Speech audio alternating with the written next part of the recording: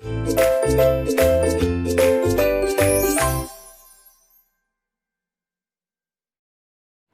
selamat pagi anak-anak. Assalamualaikum.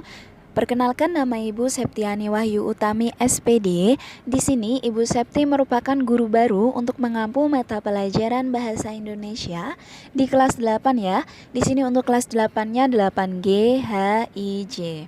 Nah, untuk materi pertama pada pertemuan kali ini, kita akan membahas mengenai berita seputar Indonesia, di mana tujuan pembelajarannya adalah siswa dapat menjawab dengan tepat terkait pertanyaan mengenai berita.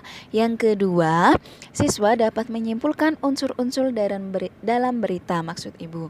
Nah, di sini kita akan berangkat terlebih dahulu dari pengertian berita itu sendiri, anak-anak.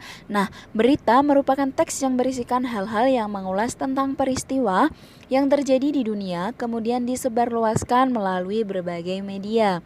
Seperti itu ya. Di sini untuk medianya sendiri dapat berupa media online, media cetak, media televisi, ataupun radio sebagai sumber berita. Seperti itu ya.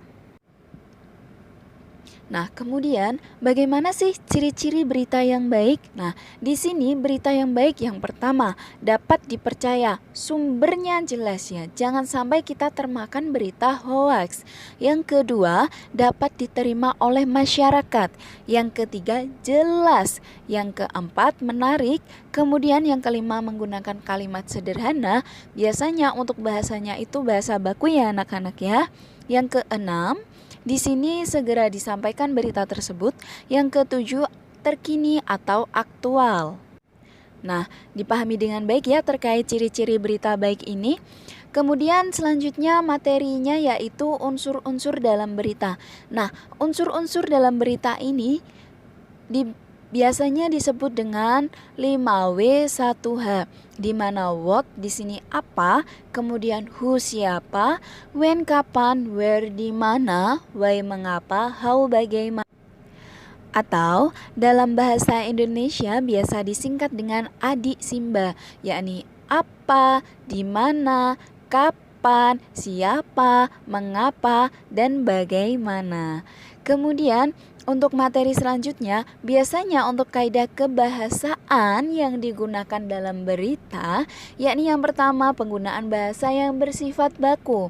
Kemudian penggunaan kalimat langsung dari kalimat tidak langsungnya. Biasanya dalam teks berita akan ditandai dengan tanda petik ganda dan disertai dengan keterangan penyajinya siapa. Nah, kemudian untuk menulis teks berita sendiri itu caranya seperti ini anak-anak. Yang pertama, peristiwa apa dan di mana atau sumbernya apa yang akan kita jadikan berita. Yang kedua, mendatangi sumber berita langsung. Jadi bisa kita pastikan bahwa data yang kita sampaikan adalah valid, seperti itu. Yang ketiga, mencatat fakta-fakta dengan kerangka adik Simba yang Ibu sampaikan sebelumnya ya. Kemudian mengembangkan catatan menjadi sebuah teks berita utuh, seperti itu. Baik anak-anak, untuk materi seputar berita Indonesia saat ini sampai itu terlebih dahulu ya. Nanti untuk tugas dan materi soal akan Ibu upload di website e-learning, mohon untuk dicek ya. Terima kasih atas waktu dan kesediaannya. Selamat pagi anak-anak. Selamat belajar dan bertugas kembali.